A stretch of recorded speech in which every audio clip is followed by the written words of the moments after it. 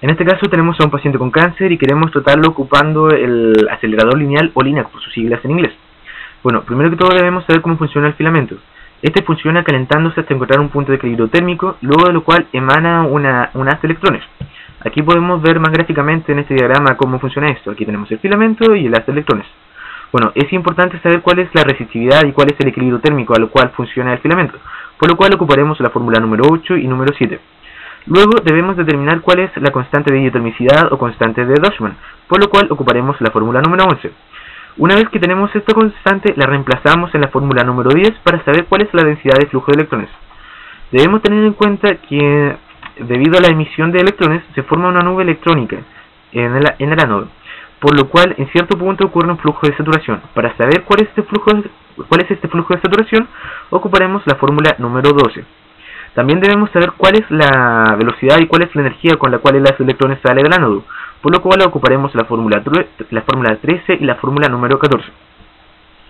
Luego, aquí podemos ver algunos de los datos obtenidos en el filamento y la aceleración inicial.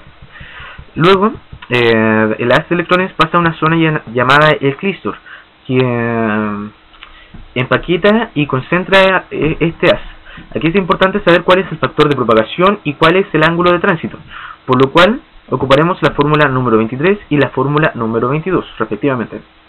Después del clístor, el haz de electrones pasa a una zona que se llama guía de ondas, que son una serie de cavidades que van dándole más velocidad y más energía a las electrones, por lo cual debemos considerar cada una por separado.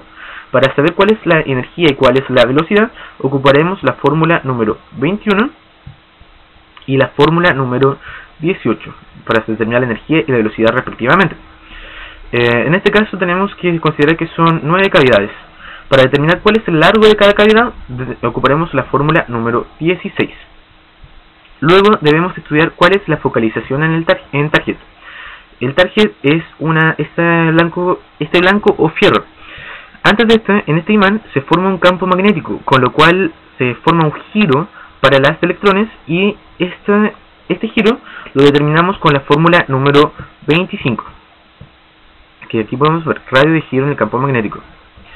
Una vez que el haz de electrones choca en el target, se emiten fotones. Y para saber bien las propiedades de los fotones, debemos ocupar las fórmulas número 3 y número 1 para determinar cuál es la aceleración de los fotones y cuál es la potencia con la cual salen del target.